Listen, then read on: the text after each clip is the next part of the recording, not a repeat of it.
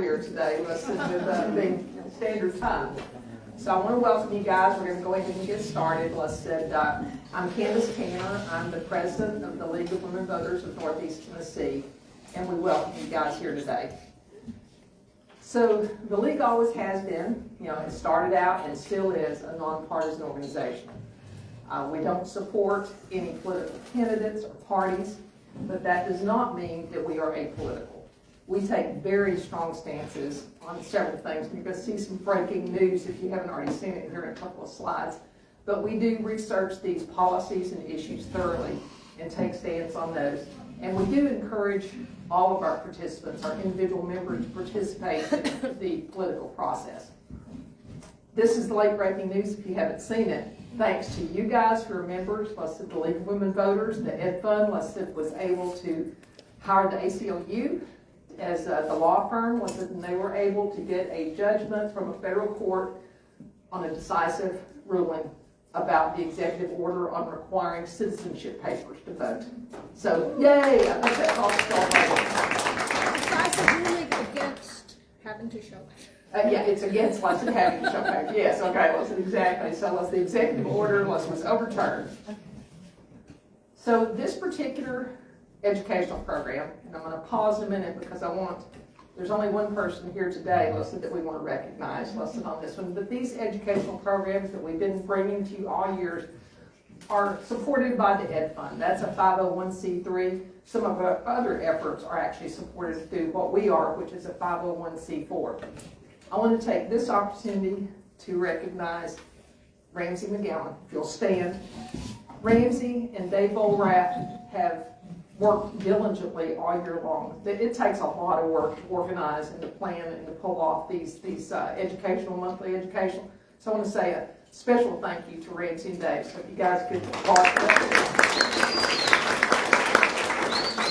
So I'm going to give you, so we can get into the meat of the presentation, I want to give you guys a couple of things that are upcoming. This is our last educational program for the year. We'll be starting back in January. Keep posted on our newsletter, our social media, and our calendar on our website.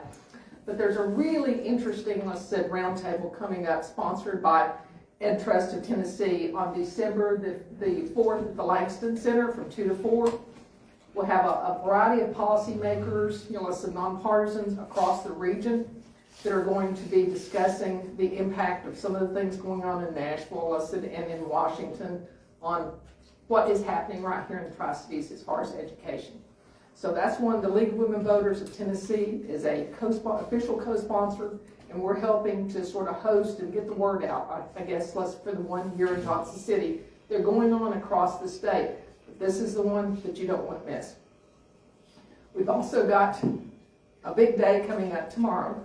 I would encourage you guys, some of you should have received, if you're members, should have received an email from us, encouraging you guys to reach out to your local election commissions and thank them for their service. If there's a poll worker, a neighbor who's a poll worker, these people work tirelessly, to make sure the elections are secure and safe. So we're celebrating with a press release, cupcakes, donuts from all the people here. But please try to call. I'm sure it would mean the world to these people if you would make a simple phone call tomorrow to thank them for their service. Lunch with the League. We've got one coming up, next week, November 4th in Elizabethton at the Black Olive.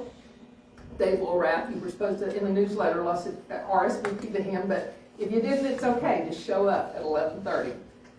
We've also decided to have one in December because we're going to have a long break between this meeting, and the educational. So we're going to do a lunch with the League. Sharon Brown, and Christina are going to host that one at Edna's Kitchen Table in Kingsport, on Friday, December the 12th. So try to make that one, watch the newsletter. The January program, we don't have a title yet. Ramsey and those guys are diligently working, on planning that, but we do have a date, January the 26th. So please mark your calendars for that. Yes. 25th? I'm sorry, the 25th. Sorry, the 25th. Yeah, the Sunday, the 25th. So please, show up for that one. I'm sure it's going to be a great topic. So housekeeping, most of you know, but we do live stream on Facebook. We post ultimately, after that, on YouTube. We try to focus just on the speakers, the presenters. But if you have a very recognizable voice, you may hear if you ask a question or make a comment on there, you can show up. But we try to keep listed things anonymous as much as possible. Help yourself to the refreshments. Donations are always welcome. About a third of our budget is dedicated to this facility and the snacks. So really appreciate you guys who've been pitching in. A few dollars here, a few dollars there really helps to defray those costs so we can focus on some other things. Restrooms are in the back behind the counter back there, so let's make sure you use those. We've got lots of table handouts where Sharon is in the back, so please take those home. That's what they're for. Okay. 1:30 in January again. Let's try to socialize, get yourself a good seat. Really glad to see so many people here today. But again, we show up at 1:30 and start the program at 2 o'clock. This is one we're going to lead in now to our outstanding presenters here. The impact on issues is every 2 years we issue, like I said, a book that has all of our positions on a lot of the issues that you guys care about. But the ones that relate to today's discussion, we do believe that quality public education is it's essentially the platform, the foundation for a viable democratic society. And so this is, you're going to hear lesson, when there's a threat to public education, our position is that you need to stand up, and resist on that one. Preventing and reducing poverty. You'll hear a lot about that today, whether it be, food assistance or something else, but we take a strong stance on that. Access to health care. Everybody, we take the position that everybody has the right to access to affordable, decent health care. And housing, same thing with housing and other supportive services. So those are thoroughly researched issues that we take positions on, and they definitely relate to what's going to go on today. I'm going to hand it over to Ramsey on this one. Thank you, guys.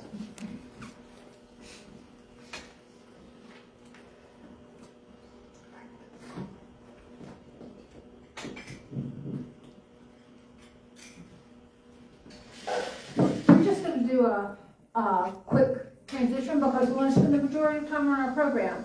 So we are so grateful to have Dr. Kelly Foster, Renee Moran, and Natalia Ward. They are each going to give you a brief introduction to their role and provide us with essential information. I was reminded recently, listening to a presentation, that there's a difference between data, information, and knowledge. And data is raw, uninterpreted information, pieces of information, things that are unprocessed facts. Information has to do with processing and organizing and putting some context around that data. And then knowledge is learning and having the ability to apply that information. And for the League of Women Voters, we're hoping that these presentations give you, yes, factual data and information, context about that, but ultimately knowledge to apply to constructive civic engagement, whether that be appraising public policy or candidates for office or your voting decisions in any possible way, leading to the development of knowledge for constructive civic engagement. And I think you'll find that to be particularly true today. So I'm going to hand it over to Dr. Kelly Foster, and she'll start with an overview and then move into some specific information and hopefully knowledge about education.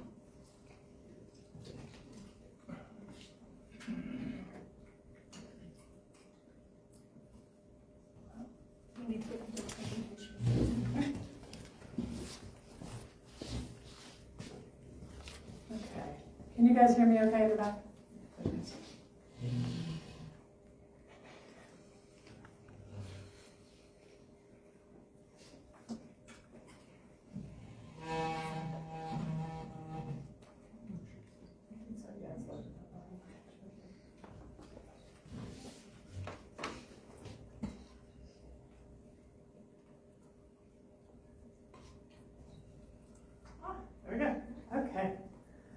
Good morning, good afternoon, I guess everyone. Sorry, the time change has me a little messed up. I'll be messed up for weeks, it's fine. I'm Kelly Foster. I'm a professor of sociology at ETSU. I also direct the Applied Social Research Lab, which is an academic survey lab that ETSU has, where we focus on survey research, focus groups, face-to-face interviews. We're an academic survey center within the university. What we're going to talk about today with my colleagues, with Renee and Natalia, we're going to talk a little bit about the Tennessee poll, which is going to present some statewide public opinion data, and then also some research that we've had the good fortune to partner with Renee and Natalia. So ASRL, as we call it, because it gets kind of wordy to say the Applied Social Research Lab over and over. ASRL, as we like to call it, is fortunate in that we support a lot of faculty research on campus, so we get the opportunity to partner with faculty.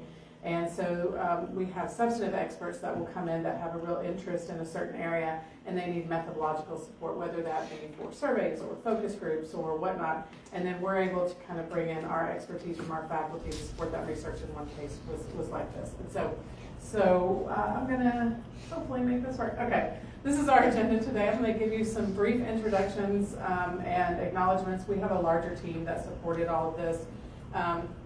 Some are here, some are not. Talk a little bit about the background on the Tennessee poll, which is where a bulk of the data that I'm going to present, well, almost all the data that I'm going to present on today comes from. A little bit of background on the Age Appropriate Materials Act. Natalia and Renee will talk about that. And then using the Age Appropriate Materials Act as a case study. So they're going to talk in depth about the research that they've been working on, which has been a lot longer than just the Tennessee poll work.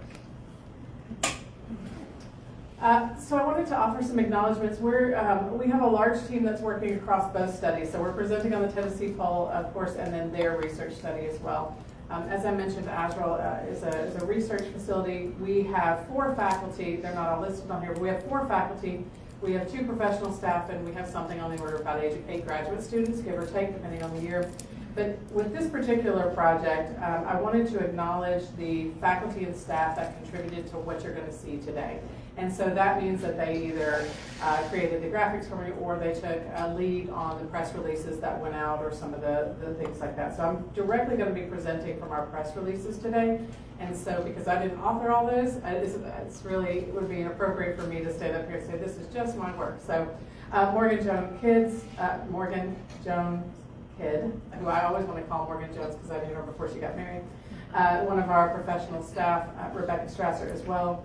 Candace Bright-Hallworth, one of our faculty, and then Leslie McAllister is another faculty member who on our team had a role in it. And then Tolu Aduase, she was one of our graduate students who took a lead role in some of our press release and then crossed over with the survey of educators that you'll see.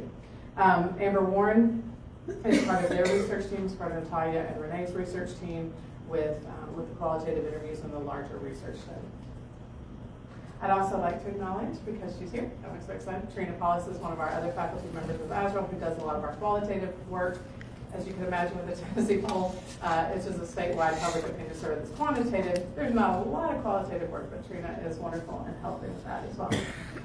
Funding for the Tennessee poll was provided by the Office of the President at ETSU. It is internally funded at ETSU. There's no external funding that goes into the Tennessee poll from anywhere. Funding for the survey of educators that Renee and Natalia will talk about was provided by the Office of the Vice Provost of Research through the Research Funding Program grant. All right, the Tennessee poll. This is my baby. I will say I love the Tennessee poll. I'm kind of partial. The Tennessee poll is a public opinion poll conducted by ETSU and our Applied Social Research Lab. And to talk specifically about our poll that we did in 2024. The Tennessee poll is a little different than other public opinion polls that you might see out there in the media. We focus explicitly on health, education, and quality of life. We don't do a lot of what you might see at horse race political questions. Are you going to vote for this president or that president? What do you think of this political thing per se or that political thing? We really focus on issues that impact the health, education, and quality of life of Tennesseans. That being said, in a couple of times we have asked specific questions, voting intention, things like that. For any of you who are familiar with President Nolan's background, you'll know that he is a political scientist, and he has a lot of interest in polling and has been very supportive of the work we do.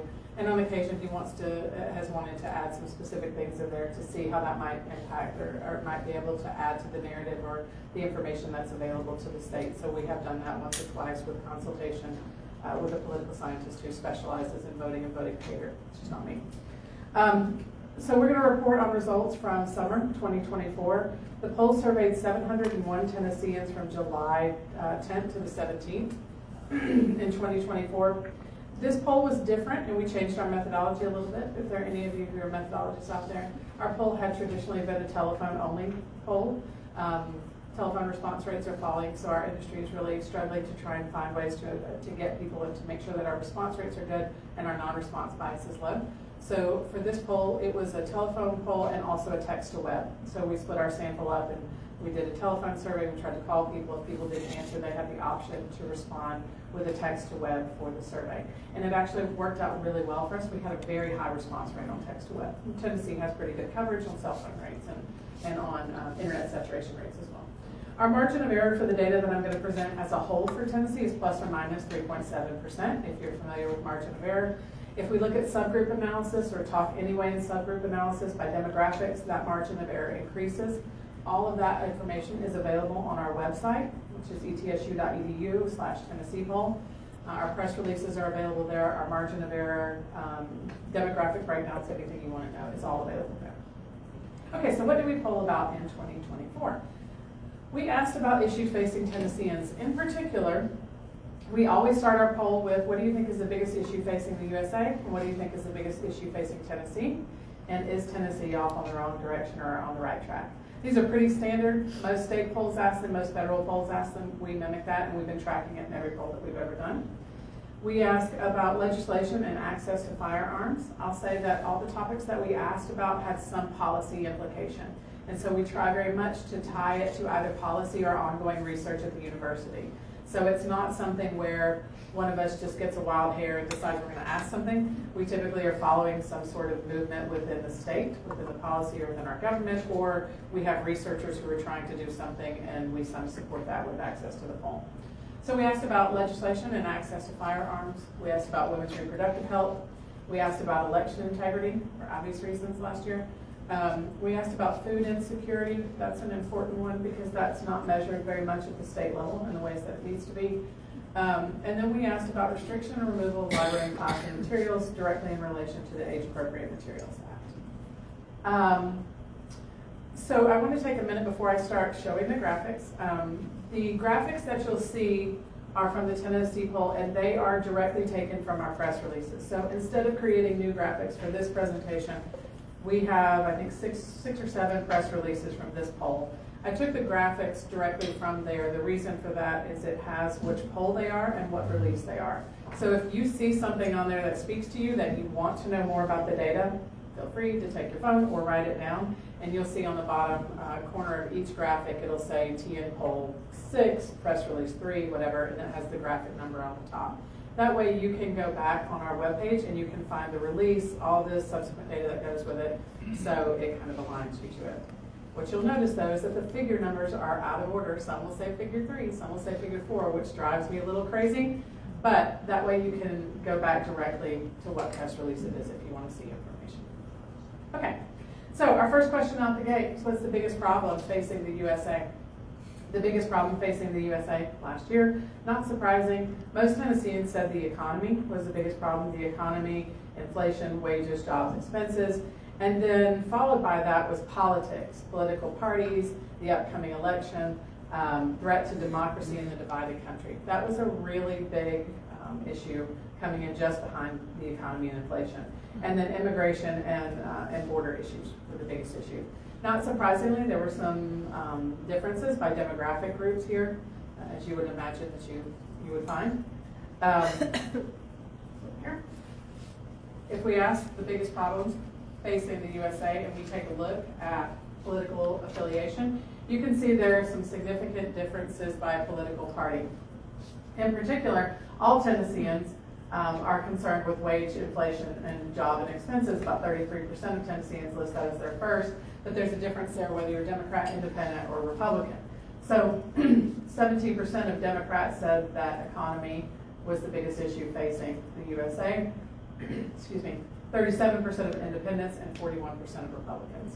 Now, a lot of people in retrospect are saying this, of course, is what drove a lot of voting behavior in the subsequent fall election. Politics, political parties also as an issue. You can see that there are differences there. That was more concerning for Democrats and slightly more concerning for independents than it was for those who identified as Republicans. And when we talk about political party identification, we put in people who say they are Democrats or they lean Democrat, and then the truly independents in the middle. And then for immigration and border control issues, you can see that is much more driven by those who tend to identify as Republican than it is either by those who are independent or certainly by those who identify as Democrat. We asked the question, what's the biggest problem facing Tennessee? Following up on that, and the economy is much more of an issue for Tennessee than it was for the U.S. It was 33% for the U.S. and 44% for Tennessee. That is, there's differences there by geographic alignment and then also by party identification. And again, all of these breakdowns that I'm talking about, you can align with the press releases. Just to show you what I was talking about, that's STN Poll 6, press release 1. So if you're interested, you can go find that on our first press release, that data. Okay? Let me see, check on this, see if there's anything. Just helping me out here. There was some concerns here that we noted also that women and men were a little bit different in what they identified as primary concerns. Women tended to be more concerned with gun violence and reproductive health care issues than were their male counterparts. Republicans and independents were significantly more likely to cite the economy here than were Democrats. Democrats and independents were much more likely to be concerned about gun violence than were Republicans. And so we did see some differences on those. You can see we like to look at grand divisions when we run the Tennessee poll to see if there's any difference. You know, there are some differences in our state by grand division. The economy took top billing, if you will, across all three of the grand divisions, but there are some differences. You can see here in East Tennessee, East Tennesseans were much more likely to report the economy as the biggest issue than were those in Middle or West Tennessee. Violence, specifically gun violence, is brought up in West Tennessee as the second biggest problem, followed by healthcare. In Middle Tennessee, it was politics, followed by other, and others kind of was a weird catch-all category, and I'll talk about this here in a second. But it had things from marijuana legalization to hate generally, COVID, equal opportunities, general insurance not specified, that sort of thing. In East Tennessee, the economy was the top, healthcare was 9%, and poverty and homelessness was 9%. And if you look at the numbers, you'll see there's a big jump between that first one in some cases, particularly Middle and East Tennessee, a big jump between that first one and the second one. The reason is they just kind of scattershot after that. So we ask this question as an open end. We don't give the categories. We allow Tennesseans to tell us what's on their mind, and then we go in and we code that data. It's pretty much the only qualitative, it's very quasi-qualitative work that we do in the Tennessee poll. And so we go in and we take that data and we have two independent people evaluate it, code it, and put it into categories. So if someone says, well, I'm concerned about not making enough money, or I'm concerned that I'm not getting paid enough, that'll get coded as an economic response. And so we have two people do that. And if there's a disconnect, then we have a third person that reconciles that to try and make sure that we're putting out numbers that are in the right space. So always a real fun topic, if you want to get people riled up, is to ask about firearms and firearm legislation. The reason that we put the firearm legislation on this particular, firearm questions on this particular poll was at the time there was legislation pending around extreme risk protection orders in Tennessee. You guys are familiar with this. So in May 2024, the legislature passed a law preempting any local municipality from implementing ERPO type laws or ordinances. And I'm sorry to be reading directly off that, but I don't want to mess it up. It declares that any federal order that acts like an ERPO is unenforceable in the state. So what that legislation did is it allowed for the state to sort of supersede any local municipality in enforcing extreme risk protection orders, which means if a person is at risk of harming themselves or someone else, that then a petitioner can petition to have their firearms at least temporarily restricted from them. That's not allowed in Tennessee any longer. So we asked about this. We wanted to see what Tennesseans thought about extreme risk protective orders. And you can see when we asked them, and this is just strongly support, this does not have support in with the categories as well, but 56% of Tennesseans support extreme risk protective orders. So this is one of many cases you'll kind of see in the data where there is a little bit of disconnect between what Tennesseans generally support and our policies that make it into play in our state. And Tennessee's not unique to that. Okay, this is it's not just a Tennessee thing. It happens all across the place. You can see the different breakouts. Democrats, 72% of Democrats strongly support extreme risk protective orders. 67% of those who identify as Black or African American. 66% of those earning over $100,000. Baby boomers, we do look at generational differences. 62% of those support them. 61% of those with a bachelor's degree or higher, and 61% of women. So that just gives you some of the demographic breakouts. But by and large, Tennesseans are pretty supportive of extreme risk protective orders. We also asked about teachers carrying on campus. This legislation was pending about allowing teachers to carry firearms on campus. And you can see that all in all, 24%, about a quarter of Tennesseans strongly agree that teachers should be allowed to carry guns on campus. 18% somewhat agree. There's about 12% that sort of sit in the middle. That we tend to find that middle category is more of an opt-out category in public opinion work more than anything, unless you're asking about a specific policy. 14% somewhat disagree and 32% strongly disagree. But if we look at the numbers by and large, we have about as many people agreeing as disagreeing, but a significant amount of Tennesseans supporting teachers carrying weapons on campus. And that's primarily K through 12 teachers. Okay. We asked about Tennesseans and reproduction and abortion care. Obviously, this was driven mainly by the Dobbs v. Jackson legislation. After that happened, Tennessee's trigger law went into effect. So on August 25th, 2022, Tennessee's near total ban on abortion took effect in the state. It prohibits basically all stages of abortion. There have been a couple of amendments that have come in after the fact to put special cases, to allow for special cases for the life and health of the mother. But in all practical cases in Tennessee, abortion still remains banned. There is some, the idea of medical necessity is not clearly defined, so it's allowed for some uncertainty in the medical community in Tennessee, so it's put women in a little bit of an uncertain space there. Tennessee was one of the first states in the country to move to codify and to protect IVF access. That was an important point in all of this, so we did ask about IVF access as well. And what we found is when we asked Tennesseans, do you think that IVF should be legal or not legal? We found broad, widespread support for IVF access among Tennesseans. You do see higher rates of IVF access, support for IVF access, among those who are in higher age groups. We think that tends to be probably because they are the groups that are likely to use IVF access.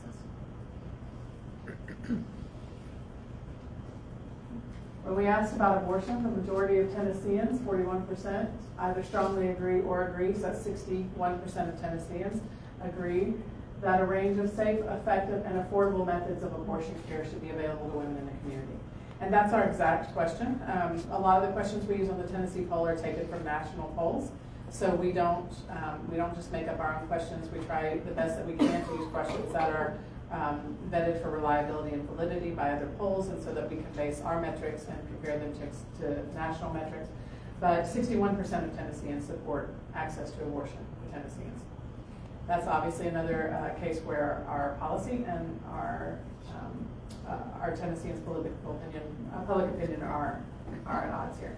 You can see there are some significant differences here depending on demographic breakouts. We ask a lot of extensive demographics, and so we like to look and see where differences are. Democrats and Democrat leanings, nearly 3/4 of those support abortive care. Blacks are 61%, support that. Those over 100,000, 53%. And then after that, you can start to see that that the strongly agree, and this is just strongly agree, but you can see that since fall a little bit by the categories of, different categories. Republican, Republican-leaning are less likely, males are less likely than some of their counterparts up the way, independents, whites, under 50,000. Not particularly shocking. Now that still, though, is interesting because if you look at it, that's 21% of Republicans who we tend to think are least supportive, but 21% say they strongly support access to abortion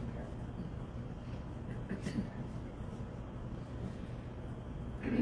We also asked the question, do you think that abortion is either always acceptable or acceptable depending on the circumstances or never acceptable? The vast majority of Tennesseans, 83%, said that they think that abortion is either acceptable or maybe acceptable under the circumstances. There's very few, relatively, 16%, that says that it's never acceptable.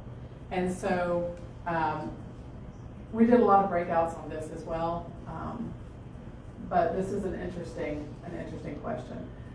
A lot of people sort of sit in that middle category, but that's not surprising. We did look at abortion and voting intention. So we asked the question of if a candidate's opinion on voting, if a candidate's opinion on abortion is the only thing that drives your vote, or if it's one of many things that drives your vote. And by and large, for most people, it's one of just many items that drives their vote. Unless you're a liberal woman, then that tends to be like the big thing that drives your vote. And so we sort of looked at it by liberal conservative ideology and then broke it by men and women, because we know that men and women tend to have statistically significant views on abortion care. And so we just looked at it with liberal, moderate, and conservative men and women, and you can see these numbers here. With blue being only shared view, one of many factors and not a major factor. So abortion is a hot topic issue regardless of where you stand.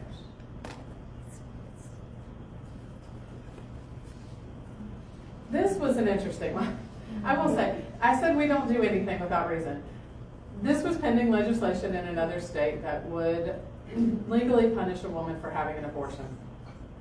I should mention, of course, I am a sociologist, so that part of me could not just ask a question, should a woman be punished and go to jail, without offering the counterpart question, should a man be punished and going to jail? Which is why you see both of those options up there.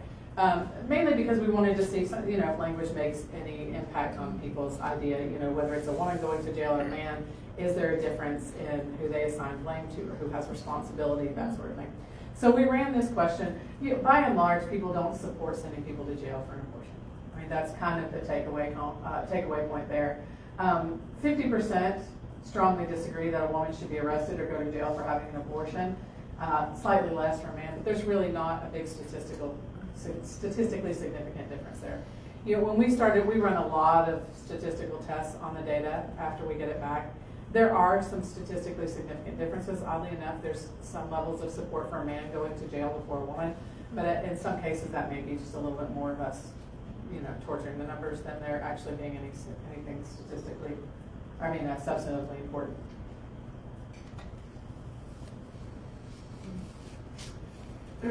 So with election integrity, there wasn't any one particular policy tie-in for election integrity, but obviously election integrity was a big question in 2024. There was a lot of debate and a lot of discussion around integrity of both state and federal elections. So we didn't have one particular policy tie-in like we did with some of the others, but we felt like it was a big enough discussion point, both at the state and federal level, that it was important enough to include on the Tennessee poll. And we asked Tennesseans about their confidence in election integrity at both the national and state level. And what you can see is that by and large, Tennesseans had a lot of confidence in election integrity, and particularly in state election integrity. And so that came across in some of the subsequent questions that we asked as well, but there was a lot of confidence. They were very confident, or somewhat confident, 80%, that their state election was going to be done and held fairly and well and that sort of thing. A little bit less so with the federal government, but still a majority of Tennesseans felt that federal election integrity was fine and not something that they had to worry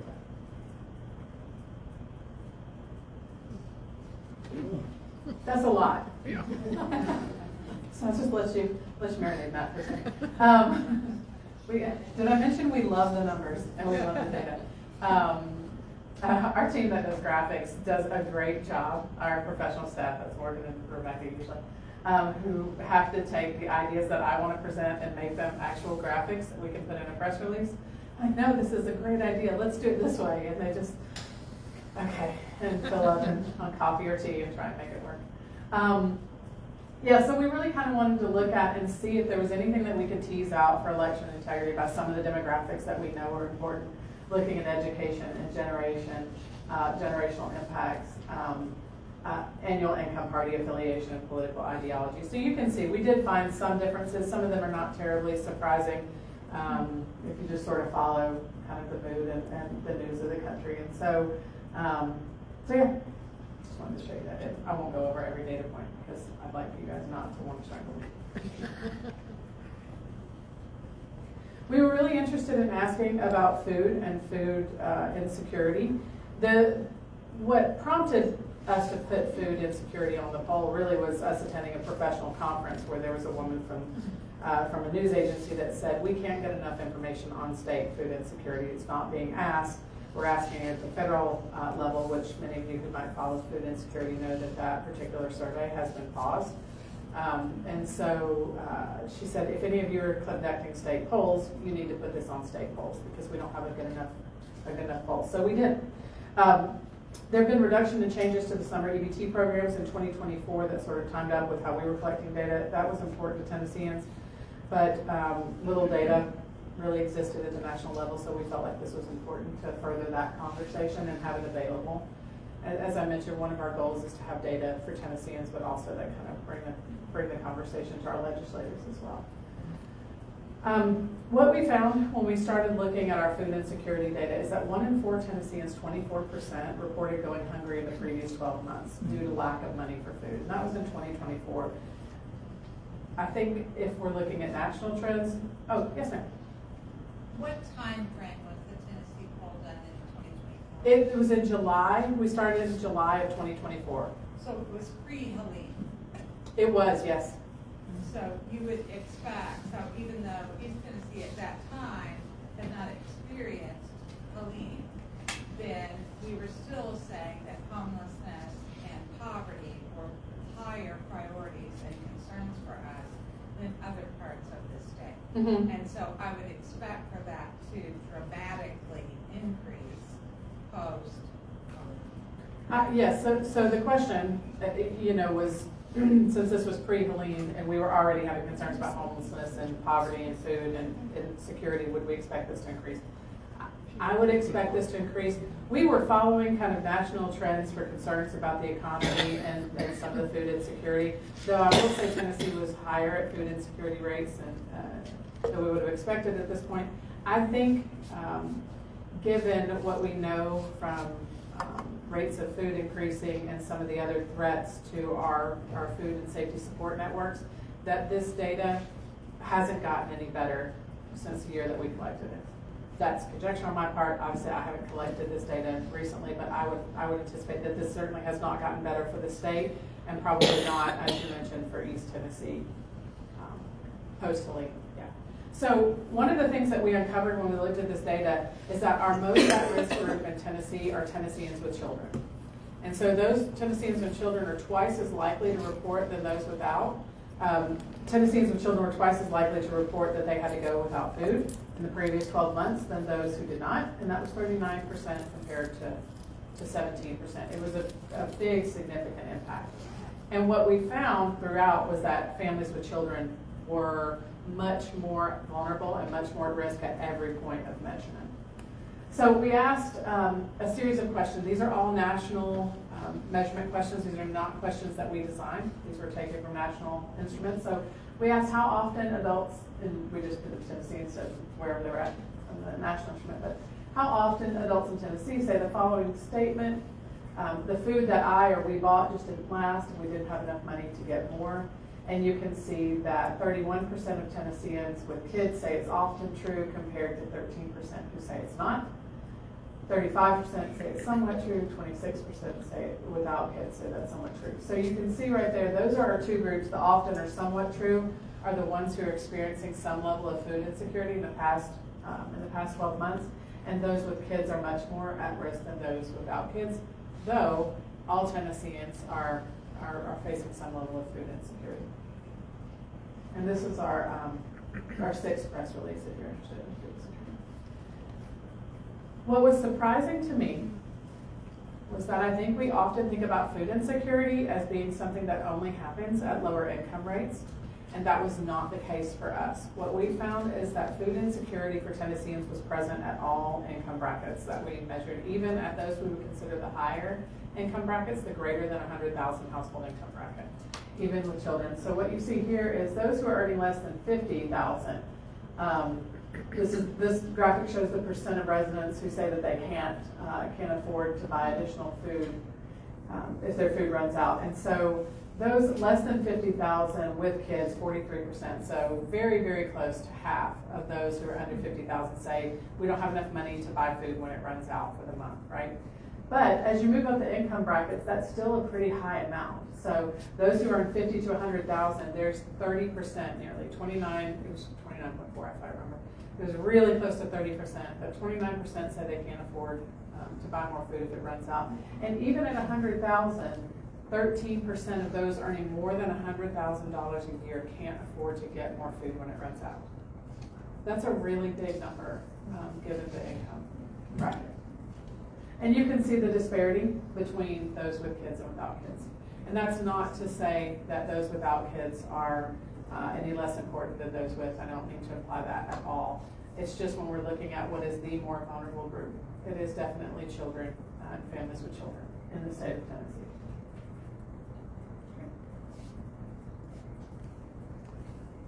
We also asked, in the past 12 months, did you other adults in your household ever cut the size of your meals or skip meals because there wasn't enough money for food? And you can see that happens a significant amount for those under 50,000. Approximately 58% of families with kids are skipping meals. We're not feeding everyone, cutting back the size of their meals. 40% of those without kids.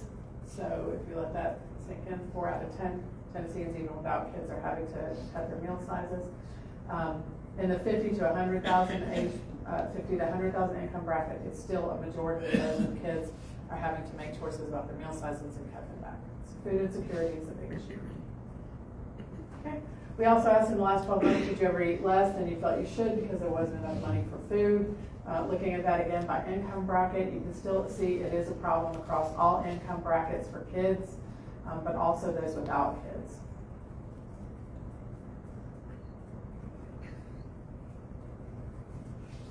In the last 12 months, were you ever hungry but didn't eat because there wasn't enough money for food by income? Okay. So the same numbers. Okay. And then we're going to transition. I'm going to present. Yes, just a little bit. I was going to say, wait, is this my transition yet? No. We asked about the Age Appropriate Materials Act. This was the policy tie-in when we talk about restriction and removal of classroom materials. So we were already working on a research project with Renee and Natalia. They had started it before the Tennessee poll. So we thought that it would be really great if we could ask some questions in the Tennessee poll, since there were state policies already tying into this, a research project ongoing, and get a comparative about what the broader Tennessee population thinks compared to what was being asked of educators. They're going to talk about that in particular in a minute. And so we wanted to see if there was any difference in what Tennesseans thought and what educators thought and supporting their research. So I'm going to present just the Tennessee poll numbers really quickly, and then they're going to move on to more of an in-depth case study and show their research. So with the Age Appropriate Materials Act, and again, I'm going to give this to them in a minute, so they'll discuss more in detail. But there's the Age Appropriate Materials Act law, and then the amendment that comes in afterwards that talks about restriction and removal policies. And we did break those out in the Tennessee poll because they are different and they happen at different points in time.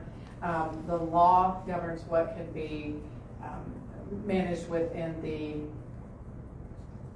school library, and then the amendment covers the classroom. Sorry, I want to make sure I got that right. And so when we asked Tennesseans whether they support or oppose the Age Appropriate Materials Act, we did give them a little bit of a brief on it, so they did have some information on it. You can see 66% of Tennesseans support the law and 67% support the amendment.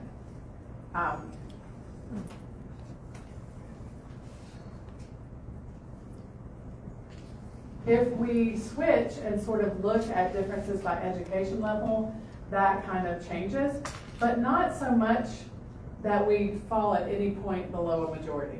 So a majority of Tennesseans support what we consider what we call restriction and removal policies that sort of limit what's available in the classroom.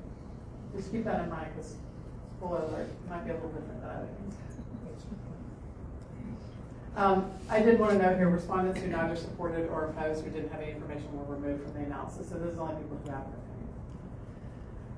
an opinion. We asked them who should be responsible for making decisions about what materials and books children can check out from the classroom. And we asked this about the library as well, since the law and amendment were different and which ones they addressed. And so when we asked about who should be responsible for what's available in the classroom, it's really kind of split between parents and teachers.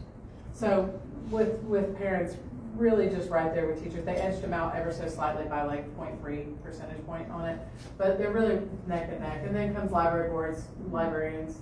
As you can see, elected officials in the state legislature are not really who people want to be consulted, but that's okay.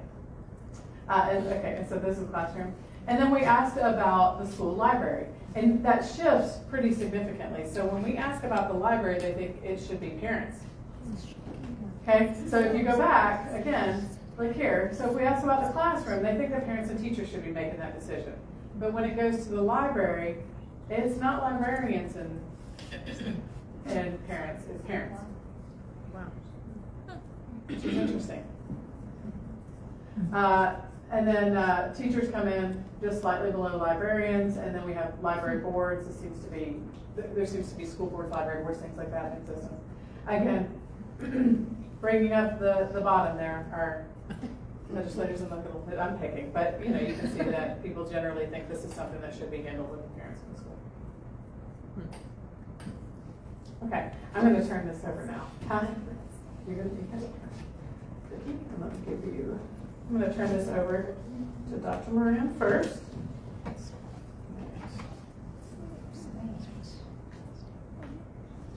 see where I click this. Okay.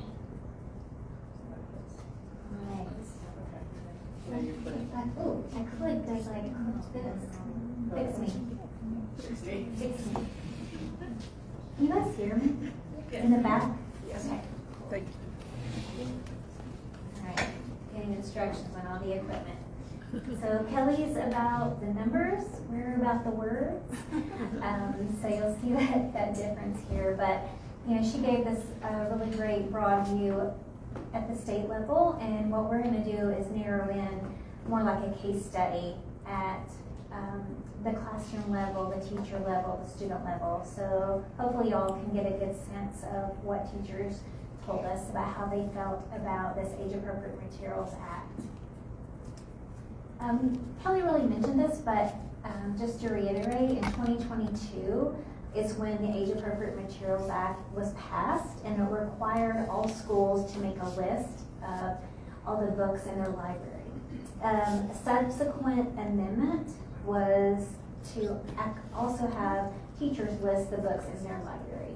This faced more opposition, and it looked like that the amendment might fail, but it did ultimately pass, meaning that both librarians and teachers needed to make a list of all their materials, and then districts and schools would make decisions about what books were removed from that library classroom. So as soon as this act came out, little backwards introduction, my name is Renee Moran, and I coordinate along with Natalia the Masters of Reading program at East Tennessee State University. And we, along with our colleague Amber at Vanderbilt, have for a little more than a decade or so been really interested in how policy intersects with the lives of teachers, with their lived experiences. So the policy gets made here in the fancy, chamber, and what happens when it actually comes down to the classroom, and how does it impact the lives of teachers. So we started with that interest when this law came out, and we began by watching the legislative videos and analyzing what that looked like. That is interesting. It's very interesting to hear how the legislators discussed it on either side. Then we decided, okay, next step, we need to talk with teachers. So what we did is, once we secured the grant from ETSU, we interviewed 30 educators, pretty in-depth interviews, about an hour, a little less, a little more, with educators, K-12 educators. We had a couple of administrators, high school teachers, elementary, English language teachers, middle school, so the spectrum, about their opinions about the Age Appropriate Materials Act. And then, after digging down into that data, we paired up with Kelly, because we wanted to know even more. Okay, this is what the subset we talked in depth. What do more teachers have to say about this? So you can see here, interviewed with 30, and then the survey of educators, 4,611. All right, I will be back, and Natalia's going to take it for the next few slides. I'm trying not to mess you up here.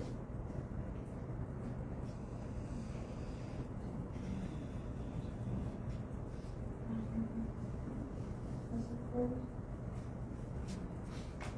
guys hear me?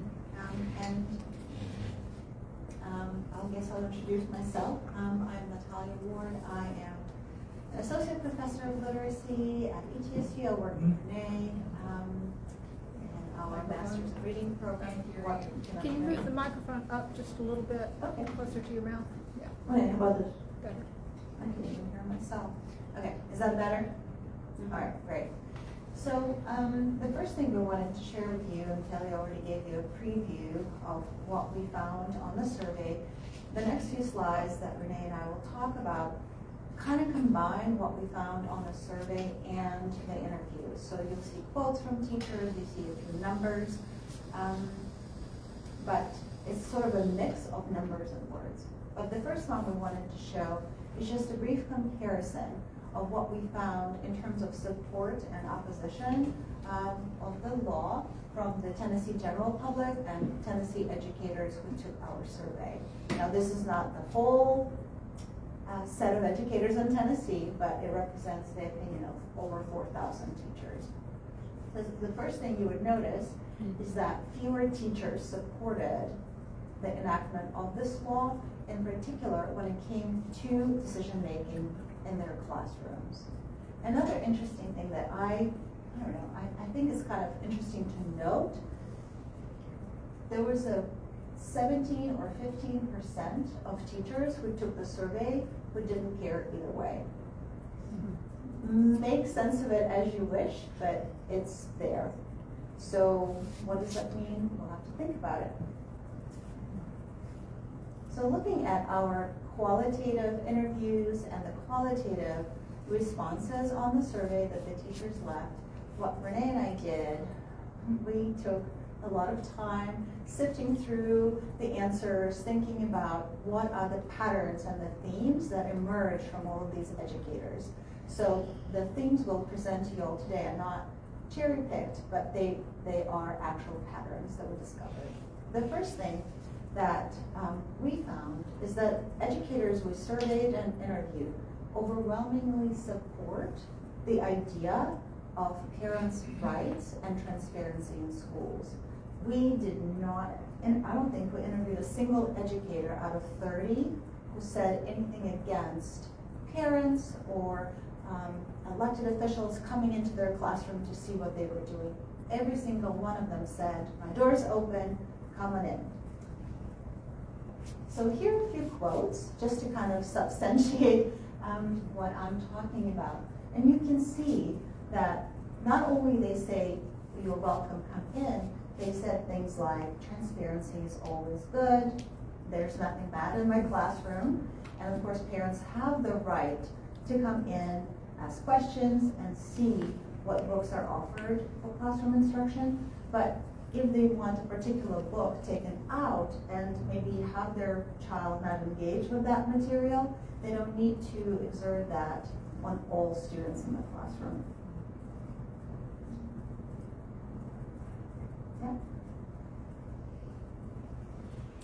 The next thing we talked to teachers about was, do you think this policy is necessary? Should we have this act in place in our schools? And what we found was most teachers, most educators believe that the law is redundant and that the procedures for opting out children from particular materials or taking a closer look at books we have available for kids already exist at the school level, at the district level, and that the complaints are pretty rare. So I know this is very tiny. I don't know if you can see the quotes, but this is what they said. One of the teachers said it was redundant for 99% of the state. The review process was already there, and a lot of teachers, have a sense of integrity about their work. So they said, yeah, I believe that I already use appropriate books in my instruction. A couple of really experienced teachers would say, I've taught for many, many years, like the last quote, never in 24 years I've had a complaint, never. So I think that's really interesting that some of the procedures that were enacted already existed, and the redundancy of the law came forward as a pattern. So kind of follow-up question to that we wanted to bring up. So as part of the policy, the teachers were asked to make a list of all instructional materials that are available to students in the classroom. And so how did they feel about it? You can probably guess. They were not so pleased and felt like that was an unnecessary administrative burden that took time away from other things that teachers felt were important, like instructional tasks, working with students. And if you look at this graph, you will see that most teachers either strongly agreed or agreed that the policy made extra work for them. That's the majority of teachers.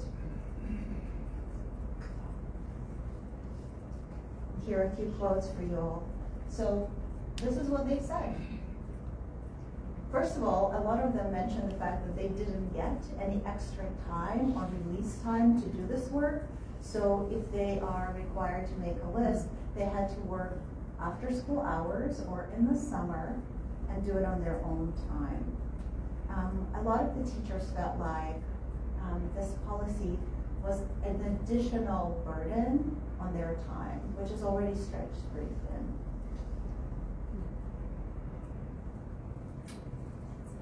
Yeah. I was switching it, keeping you guessing.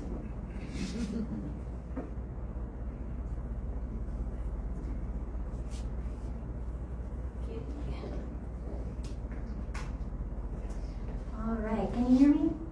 All right, so you might be wondering, what did teachers say about their morale and turnover?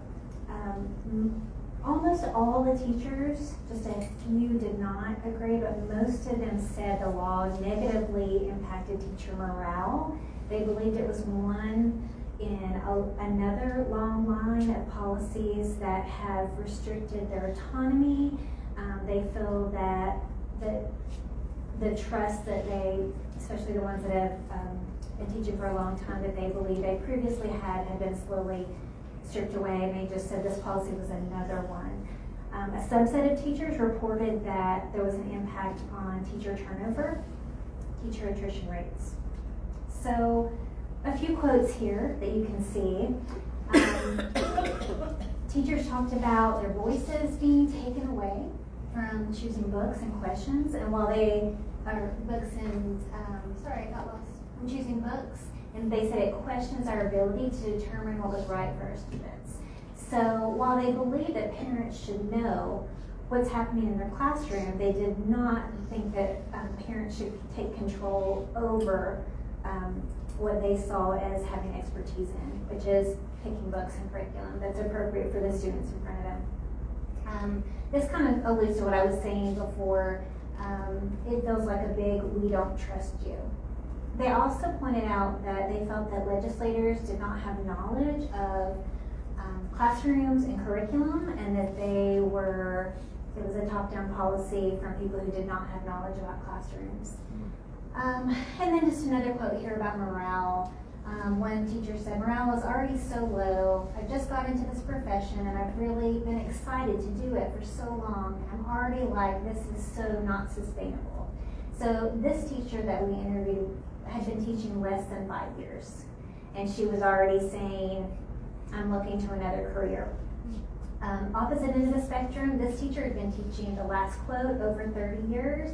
And she said, "I can do anything for 4 more years." She actually said it twice. "I can do anything for 4 more years." Just thinking if I can just get through this, then I can get to retirement. So you can see a comparison of the general public here to Tennessee teachers. Pretty big jump. So in your opinion, do policies like these disadvantage Tennessee students by limiting access to learning or protect students by providing age-appropriate learning materials? The public in favor here, 53%, and teachers, 75%, believe that it actually disadvantaged students in their classroom. This one gives you some insights here on how does the Age-Appropriate Materials Act impact the overall inclusivity and openness of your classroom culture. And as you can see here, we did have neutral here in the middle, but look how small that positive weight. So very, very few teachers believe that this act made their classrooms more open and encouraged dialogue. And quite a few here saw it as negatively impacting the classroom environment and their classroom community. Okay, so a couple things, different things that teachers pointed out to us.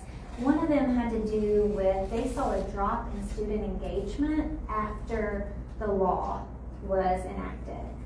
Many of the teachers we talked to either removed, some of them, all the books in their library, some a subset of those books. It varied. But many of them did report that students were less engaged and they participated less in class discussions. These first couple quotes here focus on student engagement. This first one's a U.S. history teacher, and he said that before the act, he loved to let his kids have debates and dig in and kind of get excited and debate each other about different issues.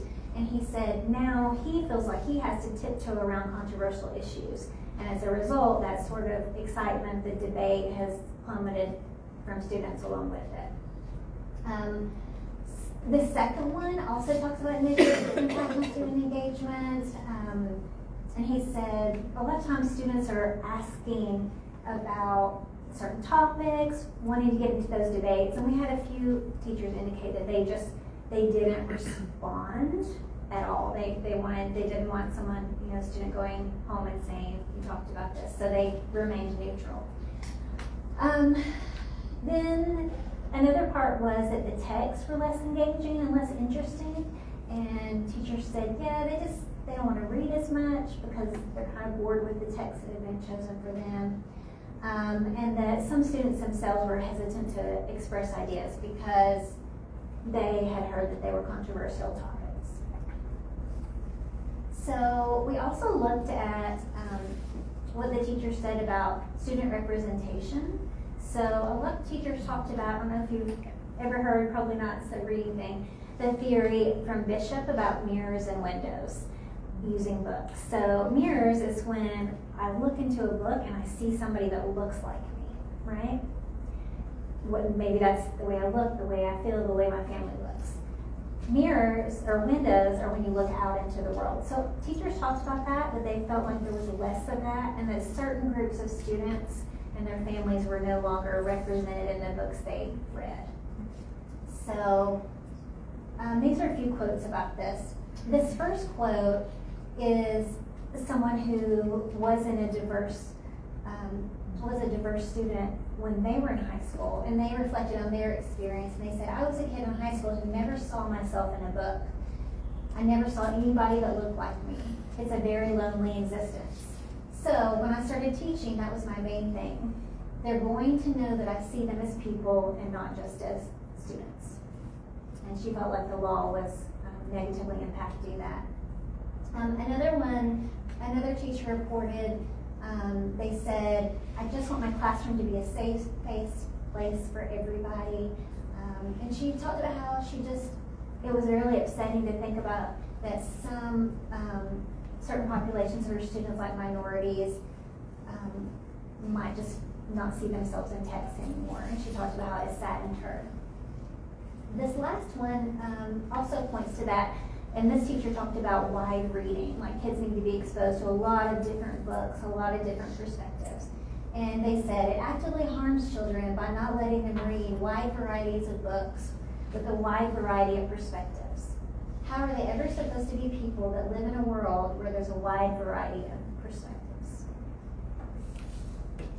We also looked at how it impacts student educational and literacy growth and achievement. And some teachers reported that they felt that the law negatively impacted students' literacy growth, their educational preparation, and their motivation. So this first quote really is about students not having texts that interest them available. Kind of makes sense, you know, if you don't have something interesting in front of you that you want to read, you read less, and when you read less, you don't improve in your reading skills, and that can impact your test scores, etc. Then same thing here. Second one's really about access. This third quote is really about thinking about kids' educational future and the impact of having less access. And this teacher said, we're trying to build future thinkers and future learners. And so when we take away all those resources that might be offensive, we're impacting their education and their life view. And the last quote is really a teacher talking about how she used all the different books in her classroom to build foundational reading skills. She talked about kids who, you know, a lot of the teachers said they were now following just a strict curriculum with very specific texts. And she talked about how, especially her struggling readers, often were having difficulty with those books, and she no longer had supplementary books. Do you all have anything else to add? Is there questions like, thank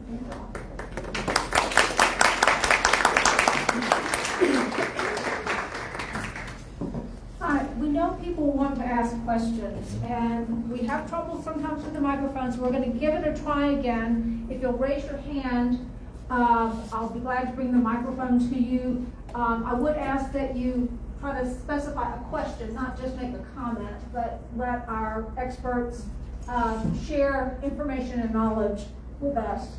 And as we begin, I would ask, maybe think a little bit about what might have surprised you from the information that we had presented to us today. I was surprised by several points. So that may also be something thought-provoking to help us think through things. Jack? Just two very quick questions. One, did you take into account the size of the family or the number of kids in the income brackets that you studied? And does that really make a difference? Do rich people have less or more children than poor people do? Secondly, it seems that most Tennesseans, and most people maybe nationally with a question after that, are not getting what they really want from their respective governments. Where did we go wrong? That's the only question.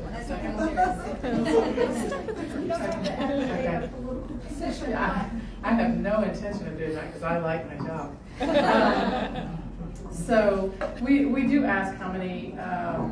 We ask if there's presence of the of children in the home. We don't break it out. I'm looking at Morgan back there, my stuff.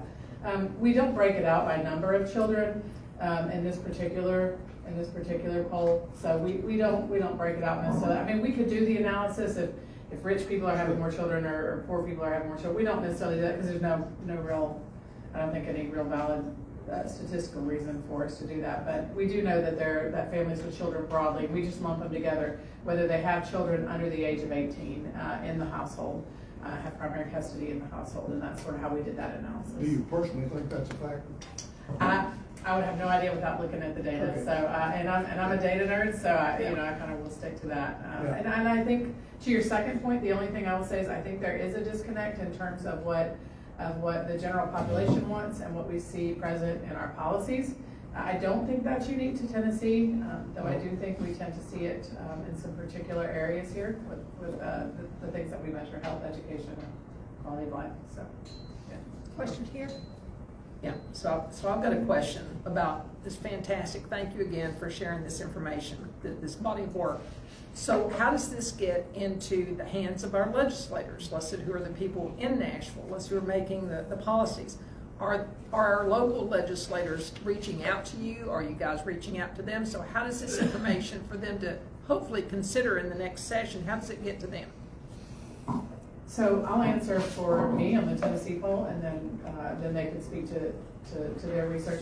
For the Tennessee poll, every press release that we have goes out to legislators in Tennessee, so every legislator gets that. We work with ETSU's marketing and communications department to make sure that goes out. And we did have a few legislators that reached out to me afterwards that said, hey, what does this mean? Do you have any additional analysis that I can look at? And we provided that, so I know that we did get the reach. We did a couple of news stories on the food insecurity, particularly because it came up on the cycle with the summer EBT programs. And then the only thing I'll say about our joint work is we have a paper we're trying to put out that kind of works on some of the stuff that we worked on together, but they can talk to their specific plan. Well, just to be honest, it's hard, I think, to always get that information in. I mean, we've led a couple sessions with the teachers and other people in the educational community about how to talk to your legislators. Some of the teachers, not many in our study, were in active communication with their legislators, which was good to see. One of them said, hey, this is what's happening with teachers, and the legislators told them that's not what we intended. And I think that it is effective if there are ways to get in there and to really get those comments. We also, want to look to protect the identities of our teachers too, which we do through IRB, but this can be a sensitive topic. So we also, as Kelly said, have a paper coming out. Natalia and I have another paper coming out to get that. But yeah, we definitely want to do more work in terms of trying to bridge that gap, because sometimes it's a difficult gap to bridge, just to be honest. Thank you. We have another question back here. My question is about the quantitative or qualitative amount of food. When you say food insecurity, there's a lot of difference between, are you still hungry, or would you like to have a lot more pie or whatever? So where do you limit the amount of food to insecurity?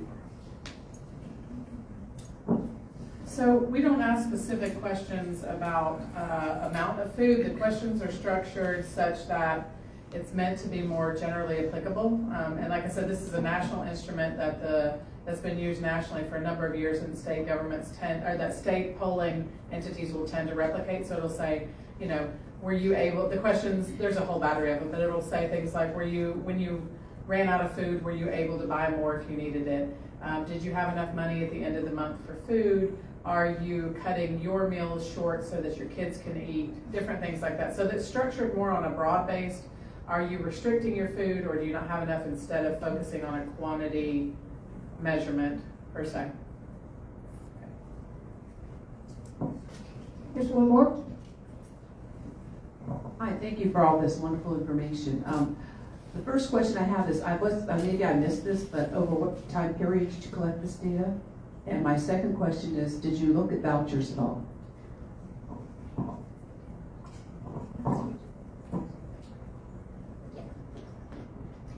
So we analyzed the legislative videos in 2022, and then the following summer and fall 2023, right, we collected our interviews, and then started up with Kelly's team, end of 2023. And then our data was collected in 2024. Yeah, Yeah, so there was the Tennessee poll and the survey of educators were going on at almost the same time. Mm-hmm. And as for your voucher question, we didn't ask specifically about that, but a few comments about that did arise in our data. Some teachers wondered if the Age Appropriate Materials Act was purposeful in making public education be viewed in a negative light, and if it was in service of promoting vouchers. So we did have a handful of teachers that wondered that.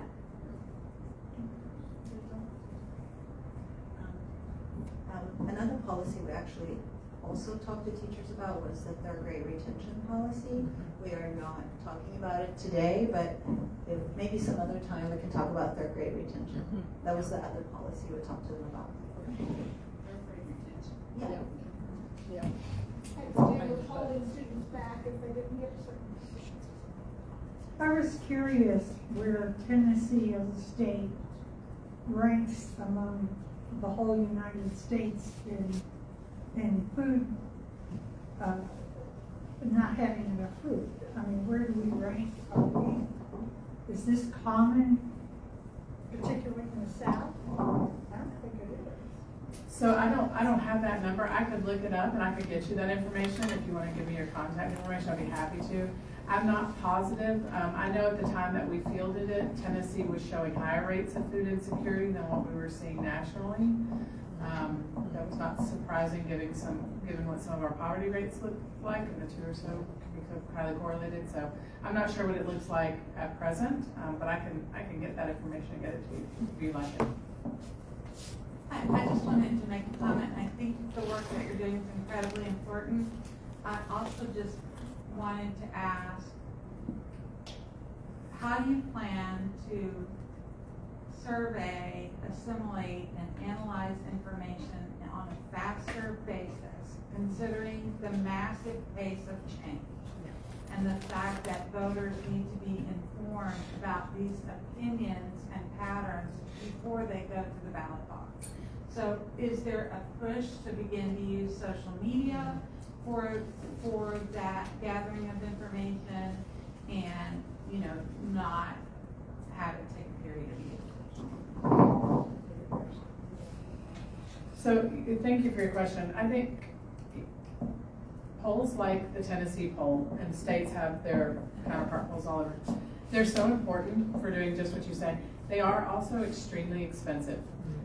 And so for us, we fielded it in 2024, and we haven't been able to field a 2025 poll. We have plans to do a 2026.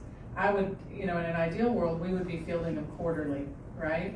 And we have the expertise and we have the motivation and there's interest, but it becomes a fiscal issue, right? And so then you get stuck in this point of, right now, we've self-funded everything through our university. We've been really supportive. We also have to be very cautious that we're not doing anything that's, political or, we're really focusing on what we are. When you start doing something quarterly, then you have to, in order to afford it, have to get in this trade-off of, are you going to sell questions? And then if so, what does that look like? So you don't end up becoming, owned by the highest bidder and that sort of thing. So eventually I would love it if we were doing the Tennessee poll more frequently so that we could get this information in the hands of our citizens and our legislators and our nonprofits and our community groups, because it is widely used, more than just our legislative bodies, but it comes down to a fiscal issue, like a lot of things, I think. But yeah, did you guys? Similar issue for us, because we do qualitative research, interviewing people, looking for patterns. It's quite labor intensive. So one of the things Renee and I have been doing, and I'm not sure how common that is amongst teacher educators and researchers, but we've been trying to go out in the community like we did today, share our information not just through research, academic venues. We are having another presentation in December. We worked with Ed Trust, and we hope to continue working with this wonderful group. Yes, and so that's one of the things that we are personally doing. But the other thing that we've been talking about is how can we get our information out faster in a more concise format. We haven't figured it out yet, so if you have any ideas for us, let us know. It could be social media, although honestly, Renee and I are kind of old school, we're not so good with social media, but perhaps thinking about different avenues to get that information out faster is important. We're trying, so. So I think we need to be wrapping up. Maybe one more question.